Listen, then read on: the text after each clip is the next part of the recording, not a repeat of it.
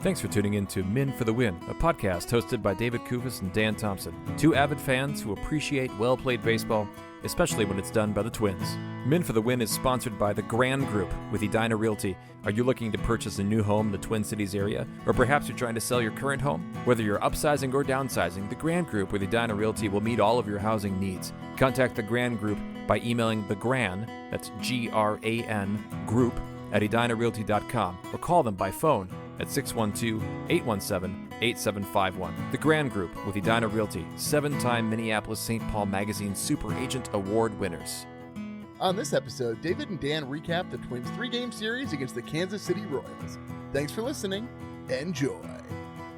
Thanks for tuning in to Men for the Win. My name is David Kufis. With me, as always, is Dan Thompson. The Twins come hot out of the gate. Dan taking 2 of 3 from the Royals. Definitely laying an egg here in Game 3. But taking 2 out of 3 in the opening series, you got to feel somewhat okay about that, right? Yeah, I mean, some of the guys post-game, I think Ryan Jeffers said something like, well, glad we won the series, but oof, 11-0. Like, that's kind of a hard one to end on. It's rough. It doesn't feel good for any of the players involved, I don't think, Dan.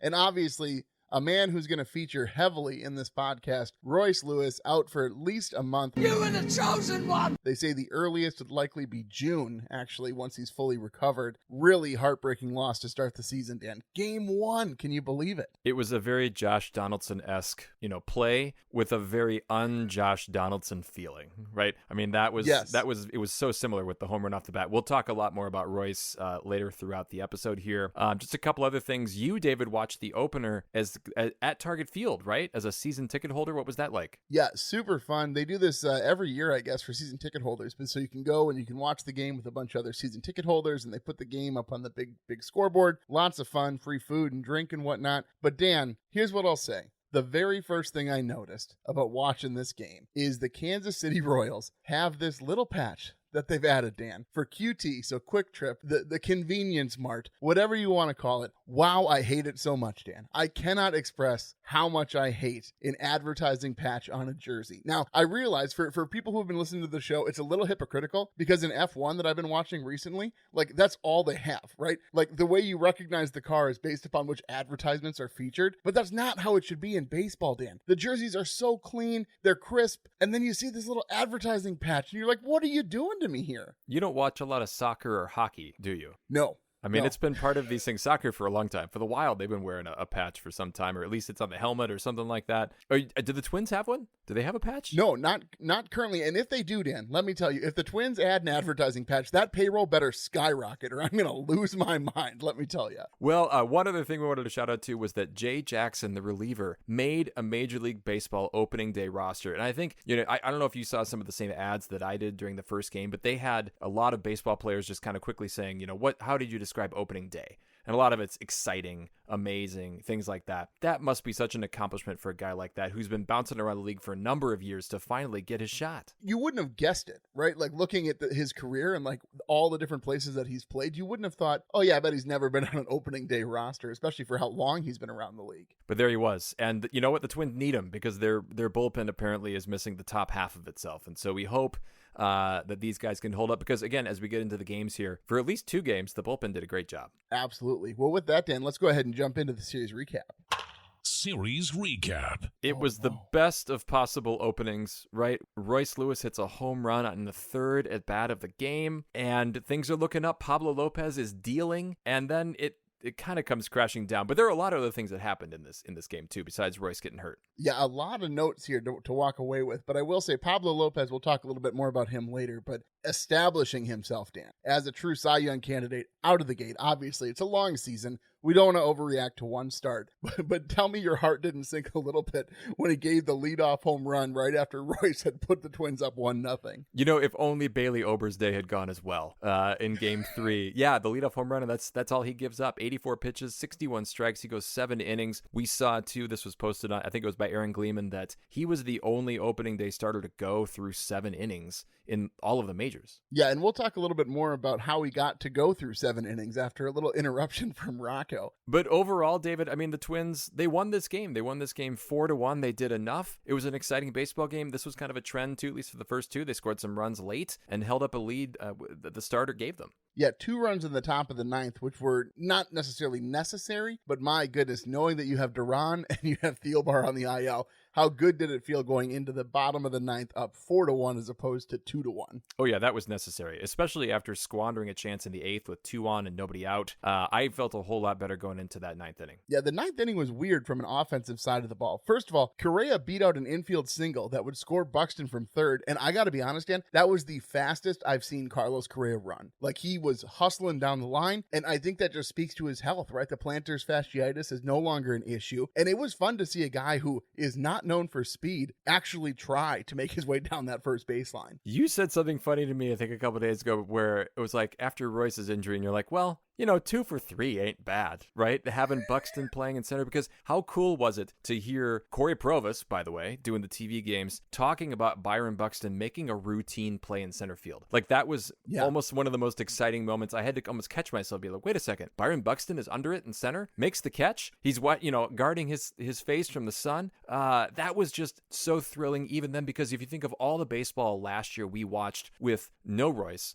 no Byron, or a DHing Byron, and a hobbled Correa. Yeah, it's so good to see them healthy. And truly, I know it's bad. I know it's the first series and we already lost one of our big 3. But like you said, 2 out of 3 guys, if you tell me that Buxton and Correa will remain healthy and like Royce will come back in a couple of months, that's not that bad for these 3 guys, Dan, who have had such an injury-plagued history. 2 out of 3 guys healthy isn't a terrible ratio. No, but my heart still sank, in that third inning when Lewis is rounding second and he comes up lame to third, and you could see that he wants to stay in the game. And maybe the tip-off should have been after the game when they're interviewing him and he says it still feels like a cramp. Then I should have been thinking, you know what? If it's just a little cramp or strain, it ought to feel a little bit better at that point, and it just didn't. Yeah, it's really sad. Again, they took an MRI. The team was a little bit hush-hush about what exactly the severity of the injury would be, like the Twins tend to be. And I tweeted out, I was a little confused. So the Twins put him on the 10-day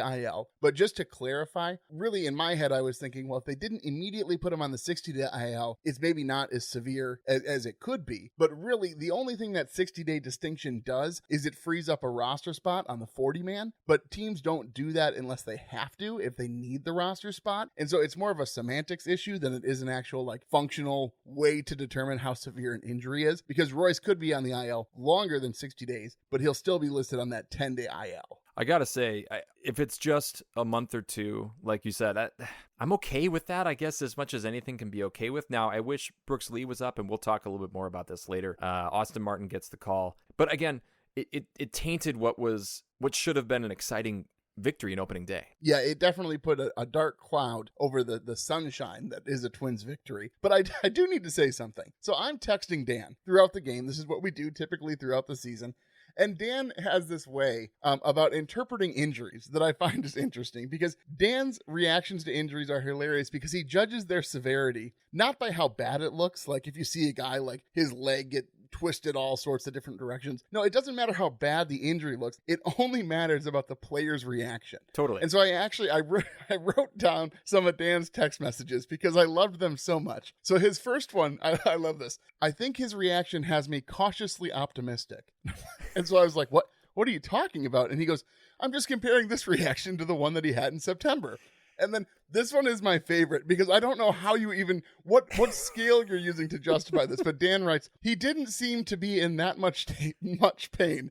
I'm not a doctor, but I do know the look of pain. What are you talking about, Dan? I just meant that, first of all, to the September comment, I think we remember when he strained, I think it was his hamstring, and he just immediately looked like he had broken his whole leg off, right? And so I think this reaction was he was smiling, he was kind of wanting to stay in the game, and I was thinking, okay, so I guess I can't be trusted. I think it was my heart bleeding into, my analysis. That's fair.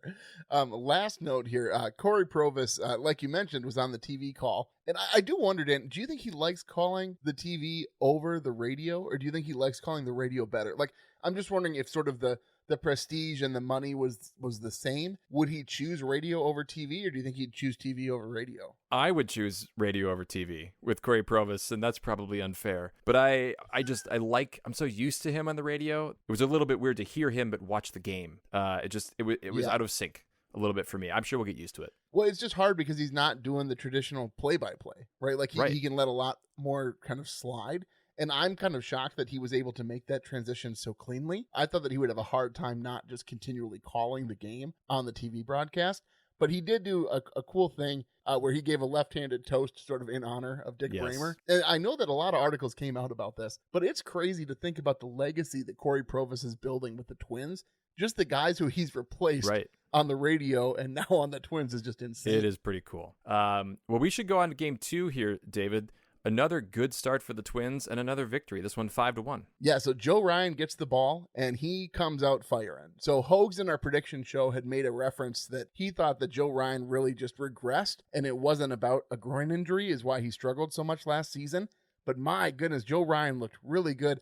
Painting strikes all over that strike zone. Goes 5 1/3, 3 hits allowed, only 1 earned run, and it was a run that was on second when he came out of the game, and had Okert been able to get him out of the gym, whatever. Anyway, 5 strikeouts. I was really impressed by this outing by Ryan. Yeah, I thought this was super hopeful for the Twins season because, especially in light of game 3, they're going to need a Joe Ryan who is excellent. And at least against the Royals here, he wasn't. And we got to say, I think the Royals are a pretty decent baseball team. This is a better Royals team than last year. You were talking about the starting pitching for the Royals was really quite good through this whole series. Yeah, they really showed themselves to be solid, consistent starters, at least through this first opening series of the season, certainly. But the Twins starters had some issues getting some hits against these guys. There was one swing of the bat, though, that I think would have been a hit a majority of the time. Top 4 in this game, too. Twins have a chance, no outs, runners on first and second. Correa hits a ball to left field, but Melendez robs Correa of probably a double and probably bases clearing. But my goodness, Dan,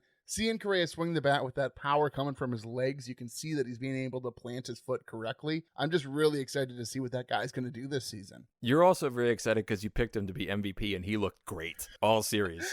Yes, it didn't hurt. It should be noted, too, the Kansas City fans, they booed every time Correa came up. Shockingly, I never understand that, though. What has that guy done? I want to build a championship culture. That would cause such an emotion from fan bases. A short memory. Well, and then Royce Lewis, after he was put on the IL, Austin Martin was called up, makes his major league debut. We're going to talk more about that later. He comes in as a pinch runner. And then the Twins finally break through in the top of the 9th. Jeffers is hit by a pitch. Castro walks. Vasquez singles. Farmer is walked. Kirilloff with a sac fly. Farmer steals second, and then Buxton comes through. We're going to talk more about him later with a 2-run double. I wrote in the notes, Dan, I don't know if you noticed, Twins turn on the offense. But really, it was more like the Royals turned down the defense. Like that sort of, it felt like, you know, when you're playing like MLB The Show and you're playing against the computer and you can set the level at which you're wanting to play. It's like you went into the settings and you went down from all-star down to rookie. You know, that's sort of what the Royals did on the defensive side of the ball. Well, regardless of it, it's still the same result still happened, David. The Twins were able to break through there. And again, giving the bullpen some much needed cushion there because I just don't trust Brock Stewart yet in a high leverage situation that's not the 7th or 8th inning. And he wouldn't be in these situations unless Duran and Thielbar were on the IL. But it was funny because in game 1, Rocco went Stewart Jacks, and then in game 2, when it was tied, he went to Jacks, and then he gave Stewart the 9th, which I do wonder if we're going to see this flip-flopping until those guys return. I think Rocco's still just trying to figure out the combinations, and surely we're going to see that he's going to be looking at the lefty-righty splits, and who knows? Maybe we'll see more of Okert if there's a bunch of lefties coming up. We'll see. It could happen, Dan. But with that, let's move to game 3. This was a rough one. If you were a Twins fan and you didn't have anywhere to spend Easter, and you decided, I know, I'll get some food and I'll throw on the Twins game, have a nice time. No, Dan, you had a terrible time because the Twins lose this one 11-0. Bailey Ober, I don't know if he was still thinking this was spring training and the games don't matter, but my goodness, the way he was throwing the ball, you certainly think that was his mindset. This was like Joe Ryan facing the Braves. Like maybe they should check Bailey Ober's groin and just make sure that there wasn't anything wrong with the muscles down there because, man, did they look bad. Ogres are like onions. You make a good point about how, like, when you sit down and you're all ready to watch a game and then it turns out to be that. Like, that is such a disappointing outcome. Even if the Twins lose a game like that, you want it to be a close game. Not, what was it, 9-0 in the second inning. Oh, man. We'll talk more about Bailey Ober later and give his stat lines and whatnot, but it was absolutely ugly. The only real bright spots here are Duarte. How do you say this guy's name? Yeah, Dan? I think that's right. Yeah, sounds right. Duarte and Jackson, they have the only unblemished pitchers for the Twins in this game. Otherwise, Sands came in and he gave up an earned run. Funderburk came in.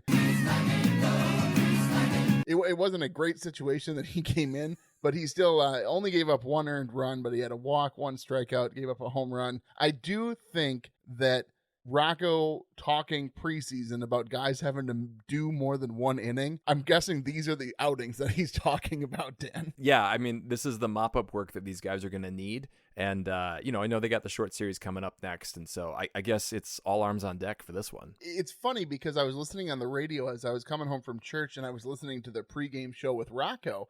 And Rocco was talking about how they've really struggled in day games in the past, and he thinks that maybe part of that is they have a very lax approach to getting ready for day games, where night games is a really set schedule about batting practice and stretching and long tossing and taking grounders, but in day games they haven't really been doing that, I guess, which I think sort of speaks to Rocco's, like, as a player, he's like, this is what I wish that would have been for me, and he maybe catered a little bit too much to the players in that way, and I think now he's like, oh wait, I'm a manager, we suck during the day, we should do something different. I know. Maybe we'll actually have them warm up for the game. Like, you'd think it's the Red Sox eating fried chicken and drinking beer in the clubhouse before the game, Dan. That is a strange thing. And honestly, that's kind of a weird indictment of him. Like, why wouldn't you do more than that? Especially on something. I mean, you got to do something, right? It didn't work, though. And the Twins lost the game 11-0 anyway. So, I mean, there is something to be said about the results of the experiment thus far. Not positive. I wanted to run two things by you because there's two Royals players that we have grown to, I think, respect but also despise. Yeah. One of them is Salvador Perez, who I thought, David, was 40. Right? Like, I thought that this man was on, like, because he's moved to DH a little bit more, and so I thought, oh, he's, like Nelson Cruz age. He's only 33. I'm not dead. He's younger than we are, Dan. That's what's embarrassing. And what's worse, I mean, I would have guessed he was 38, 39. Sure. I thought he was up there. I thought maybe he had, Benjamin Button syndrome, where he's aging backwards, that whole bit. But my goodness, Dan, he was on a mission to destroy the Twins in Game 3. Yes, Salvador Perez, 3 for 5, 4 RBI, 2 runs. Wasn't the only one. Bobby Witt Jr., who, my goodness, 3 for 5, 3 runs and RBI. His first 3 at-bats were single, triple homer. And so he had some chances to get the cycle. Were you rooting for the cycle? No. At that point, the Twins game had moved to the small TV, Dan, and the who was it? NC State Duke game made it to the big TV because that had started. But no, I was not rooting for the cycle even a little bit, Dan. Well, David, let's move forward into our segments. One that I am happy to kick off the year with. Catch 'em all, Kirby Puckett! Puckett's Picks winner. David, Byron Buxton comes through. He wins me Puckett's Picks here in this newly formatted segment. So now there are 4 players picked because we gave Andrew Hoax Hoganson, our third chair, his own spot. And so now we have the 3 of us and then the listeners. The listeners took Royce Lewis, of course. He had 6 points. Hoax took Julian, who had 2. Correa had 6 for you because obviously you had to pick Correa. He was available. And then I picked Byron Buxton, and he had 8. And I get the victory. So you didn't even let me. I was going to do this whole intro to sort of introduce the segment and talk. To you should probably talk about that. Yeah, that's a good idea. Dan was so excited to talk about his victory. Yes. So this is a segment where each of us chooses the player that we think is going to perform best in the next series. 1 point per base, 1 point per RBI, 1 point per stolen base, -1 point for strikeout for grounding into a double play or per error, and then tiebreakers go most home runs, least Ks, and then least left on base. And in this circumstance, as Dan just expressed, again, he couldn't wait. Sorry. He could not wait to talk about his victory. But those rules are also in the description of the episode. If you're curious or if you want to set up your own to play with your friends, it's kind of a fun way to watch the Twins and root for particular players. That being said, Dan, Hoags now has the red category, which is the lowest score on the season in a series, but it's positive, which I think in the history of Puckett's Picks on this podcast, Dan, we've never had, even the first series of the season, we've never had a positive score be the lowest season score. So this is a victory in and of itself. Well, I hope to add many more victories to my list here. I started out of the gate hot last year, and then I really fizzled. So I'm feeling good about that. Okay, well, with that, Dan, let's go forward here to Beast versus Bench. Beast versus bench. Losing fun? Is losing fun?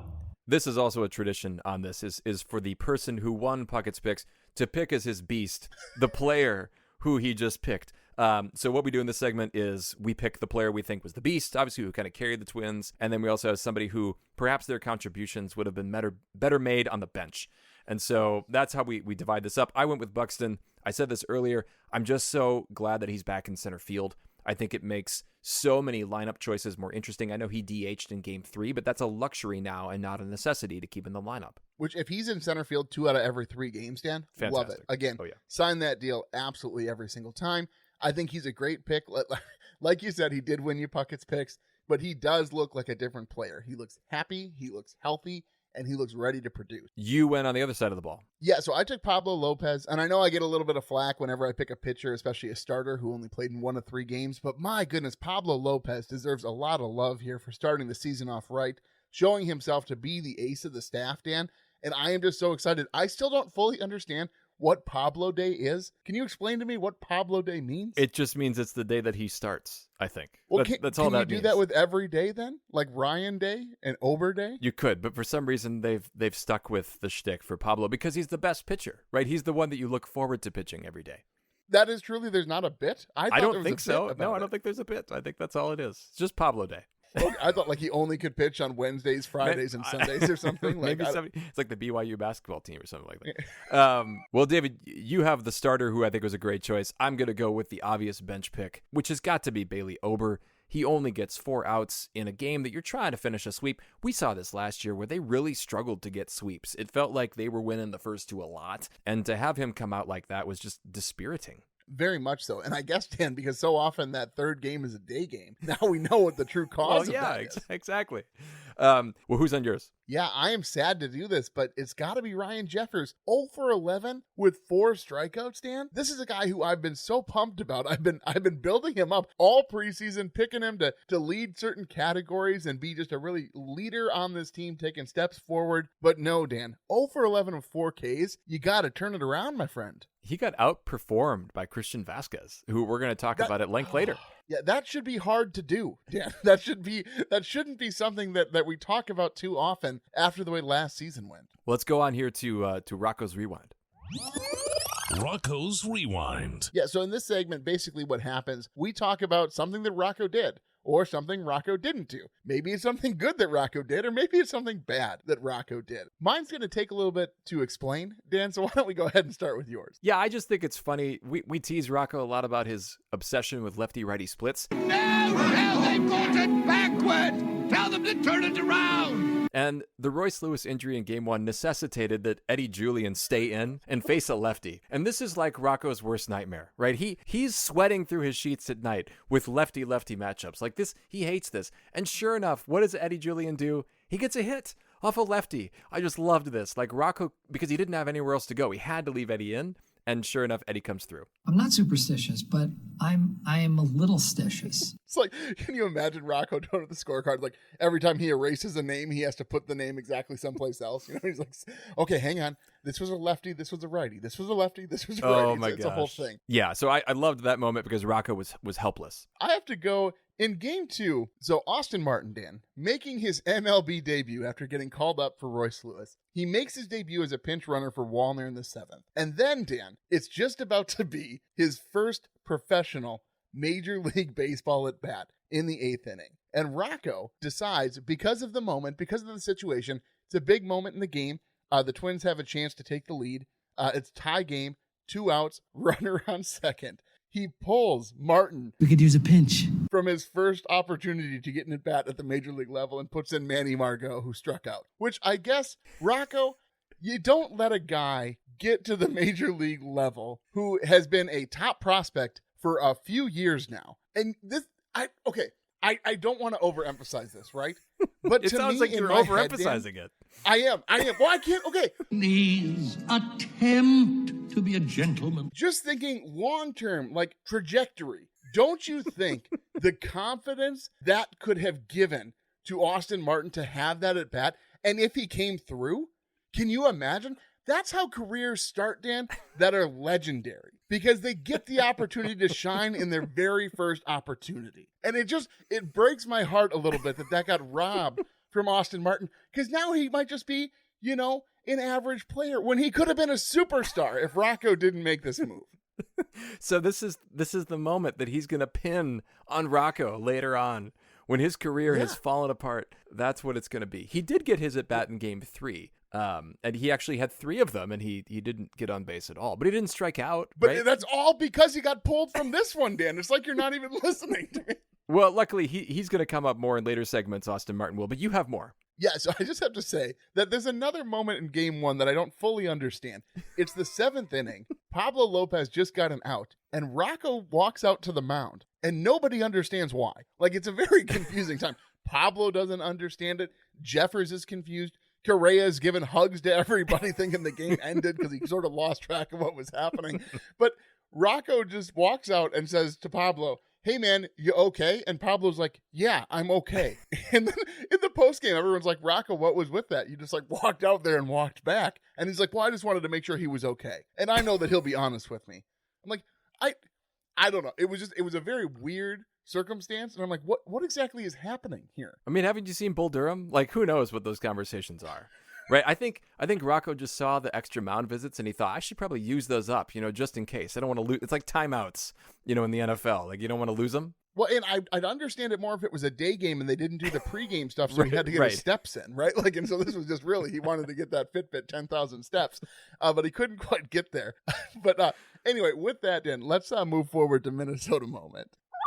Minnesota Moment. Minnesota Moment is a segment where we look at the moment in the series that is the most Minnesota. And it could either be something negative or it could be something that was really exciting, right? And we kind of lean both ways here. And we actually, hilariously, I think, are zeroing in both of us on Christian Vasquez. What do you know? I'll go first here. So this is bottom 8 in game 2. There's this great play. Bobby Witt gets on base with no outs and he's at first. And he tries to steal second. Correa's covering the throw. Vasquez throws a bullet, and it's to the right side of second base, almost a little too far up the line, what I initially thought. Correa picks it, swipes, makes a great tag to get Bobby Witt Jr., and it was so clean, Dan, watching that replay. They got him. There was no time to spare. Literally, it was a split second, boom, boom. They got the tag on him, but it gave me flashbacks, Dan, to that wild card series where Gray and Correa picked off Vlad Guerrero at second base. And remember, it was a huge play. Guerrero was super upset. He wanted to get it reviewed, but he was clearly out. It just gave me those warm fuzzies all over again, Dan. These moments don't actually compare, right? That was the most important moment of that series. Yeah.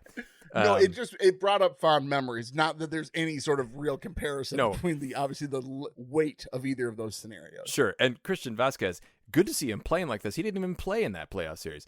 My moments are actually kind of sandwiched around that. So first off, he grounds into a double play in the 7th with the bases loaded. And this felt very typical Christian Vasquez, right? This is 2023 Christian Vasquez. But then in the top of the 9th, he gets the go-ahead single. And I thought, gosh, this is maybe the Christian Vasquez that we were kind of promised. The guy who can hit for contact, not for power, but he can throw guys out. It would be great to have 2 competent catchers. It's been so long since the Twins have had 2 at the same time. Yeah, it would be fantastic if he sort of returned to form where he won World Series with the Astros and with the Red Sox. And I do think there's something to be said about the weight he lost in the offseason. I sort of giggle because we'd look at guys like Miguel Sano, who show up as half the person they were last season. And then you got Vasquez coming into camp. Well, I lost 8 pounds. It's dude, okay. You could have done that in a water cleanse weekend. It's not maybe he worked really hard and that last 8 pounds then were the hardest to work off, but it just doesn't strike me as this huge amount of weight that we need to be reporting on in the media. But no, I do hope that he returns to form this season. Well, I'm just picturing Christian Vasquez doing a water cleanse weekend, right before, to lose those last couple pounds, those pesky pounds for Christian Vasquez. Here we go. Let's move forward here into Mauer's musings. I just don't know how it can get any better. Mauer's musings. Mauer's musings, named after the great Joe Mauer, the Hall of Famer. Joe Mauer. Yeah. I saw a couple of shirts at the season ticket holder watch party that they're going to have for sale. They have all the shirts here with the Mauer silhouette with him, with the cap off, waving to the crowd when he was doing his last performance as a catcher for the Twins in a season that didn't matter. But we had a few of those with Joe on the team. But anyway, I'm sure they will sell a lot of shirts with his silhouette this season, Dan. So with this segment, we look forward here. We kind of ask a question about the team. And David, obviously, we have to start with yours here talking about Royce. Yeah, so my real question, Dan, is how many wins does Royce's injury cost this team? Like, again, I hate to say this phrase even. It's a pretty small sample size, Dan, of Royce Lewis during the regular season. So it's really hard to talk about the wins above replacement. But I do wonder, if he's out for 2 months, is there a number that you'd be willing to put on it that you're like, you know what, I bet X number of games we would have won if Royce was on the team? I'm going to say 4. And it's actually a very similar calculus to Byron Buxton being gone.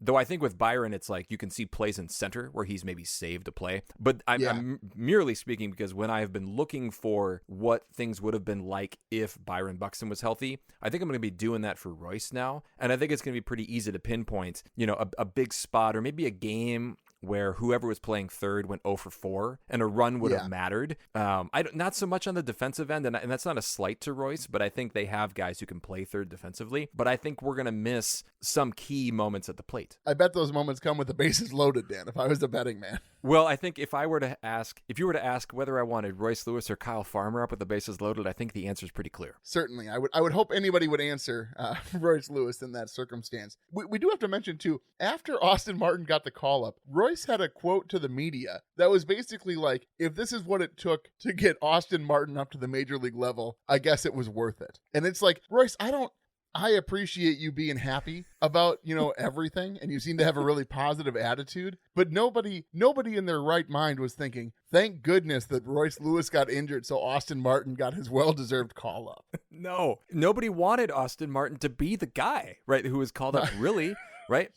Which kind of gets to mine. What does Austin Martin need to do to stay with this team past Brooks Lee's return? Because Brooks Lee is on the injured list at AAA with, I think, back spasms. And you got to think that if Brooks Lee were healthy, he would have been the guy called up here. He's a logical choice to take that spot. Yeah, the third base slot makes a lot of sense for Brooks Lee to come up. I do think that because Farmer's going to be getting the reps at third, Austin Martin was helped by that, obviously, that he can play second base. But the biggest factor here, Dan, is he can play center. And Rocco made a point in the pregame also that the reason why it wasn't Margot who got the start today is because Kansas City has a very large outfield and Martin has better range than Margot does. Which then, why did you sign Manuel Margot? Why did you trade for him if you're worried about his range in center when you have Austin Martin right there? I guess it's just at the Royals Park. All the dominoes lined up just perfectly to knock him over for Austin to take center field. Like at this point in the episode now, David, as we've reflected upon Rocco's choices over the last couple of years, I'm thinking less of the man now than I did just 35 minutes ago. You're still, I think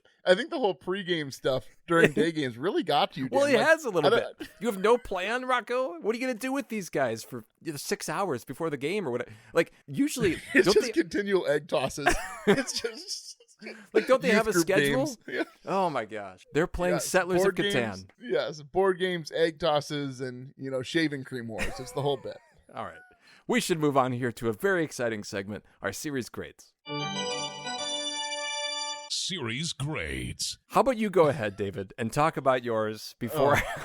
Before I monopolize the segment again. Longtime listeners of the show will know that this has been an issue from the get-go of the podcast way back when. Dan can't decide on a grading rubric to use, and he's constantly tweaking, redefining, changing categories. It's very confusing. When it shouldn't be that confusing, Dan. You look at the games, you look at the results, you look at the plays that were made and the plays that weren't, and you come up with a grade. And I'm giving them a B, primarily because they won 2 out of 3, but Game 3 was an embarrassment. Especially it was against a pitcher who historically, Dan, the Twins have obliterated. His ERA against the Twins was like 8.9 or something absolutely ridiculous until this start when apparently he got possessed by Garrett Cole before he got on the mound today. We're talking about Brady Singer, by the way. 7 innings, 10 strikeouts, no earned runs. Yeah, that doesn't seem feasible. Like something went wrong today horribly. Well, it did. It just went wrong on the other side because Rocco didn't have a plan. Or he tried a plan and then it didn't. Anyway, so Rocco is no longer part of my grading segment.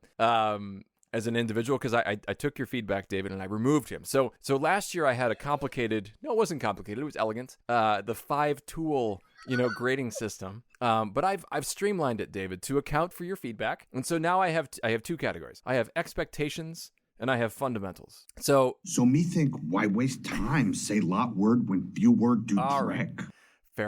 Fair enough. So the expectations is basically how did we think they should have performed in this series, given the pitching matchups and the team matchups and things like that, home and away. Why are you rubbing your eyes in your face? That's a reasonable thing to think about. Not very great. Okay, sorry, continue. All right, and then fundamentals. How well did they play the game of baseball that we love? That we have a whole tagline about well-played baseball, right? So I went with, in this series, a 9 out of 10 for expectations because I think I can't please you, David. I tried to adapt my system and you're still teasing me. I think a 9 out of 10 because if you had told me that they went to Kansas City and they took 2 out of 3, I'd be happy.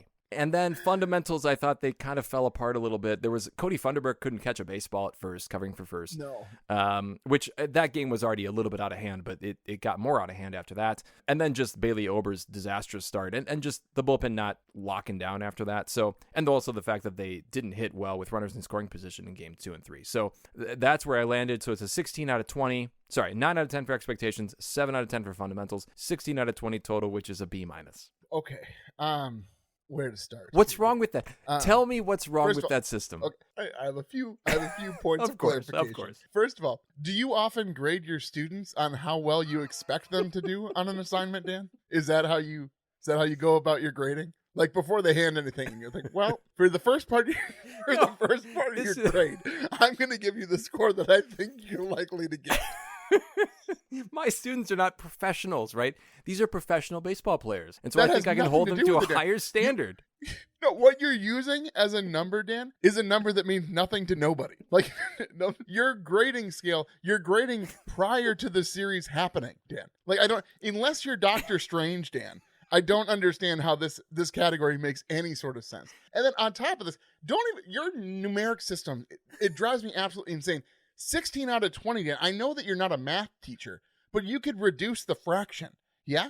No, but then I'd have to do halves because then it'd be 4.5 out of 5 and 3.5 out of 5. No, but the score would be in total out of 10 then, Dan, which makes way more sense than out of 20. I just want to give myself, I don't want to have to deal with decimals. That's all. Even number, no, Dan, okay, my goodness. Every grading scale from the history of man, none of them go to 20, Dan. They go to 5, 10, or 100. You should see some of my rubrics, 20. David. I have lots of 20-point assignments in the grade book. Well, Dan, you're giving grades out based on expectations. I would expect you have some wonky rules about the way the numerics work out as well. Can we, let's move. You're going to have a whole season to critique this. So let's move. You're going to stick with this? I thought this was like an opening gambit, and then you'll sort of, reverse based upon more feedback. If this is what I knew you were going to do with the feedback I offered you last season, I wouldn't have critiqued it because that system at least made some semblance of sense, Dan. This is nonsensical. You're grading upon something that hasn't happened yet. I don't understand how that's even possible. And how do you give it a number? Does that mean against the Astros, if you give them 2 out of 10, they'll still get an A? You see, it doesn't relate to the numbers, Dan. You can't say, oh, well, I think they're going to get swept by the Astros, so I'll give them 2 out of 10. Well, then your final grade has to be impacted by that expectation number because it's no longer out of 10. It would be technically 10 out of 10 if you thought they were going to get swept and they got swept. So that way they could have a higher grade getting swept by a team, Dan, if your expectation was that they were going to get swept. Ogres are like onions. End of story. That's a pretty good point, actually. I should probably take that. I should take that into account. I didn't want to tell you in advance. I wanted to kind of surprise you with this new system, and clearly that was a mistake. Does your wife buy you flowers on your birthday and then you just throw them back at her, David? Is that how this works? This was flowers? This is supposed to be flowers? I don't know. All right, we got to keep moving. I know we've been way too long on that, but my goodness, if you're new to the show, I would love to tell you that this doesn't happen virtually every time that Dan introduces a new grading segment, but that's exactly what happens. Let's move forward here to Herbie's headlines. I don't know, Jack. It looked like Herbeck pulled him off the bag. Herbie's headlines. Oh boy, David. All right. So this is a segment where we we look around the league because we're baseball fans, not just of the Twins, obviously primarily the Twins, but some notable things happen. So I'll start with one of the Twins adjacent things. Miguel Sano, who was near and dear to my heart, the former Twin. He would have been an all-star, right?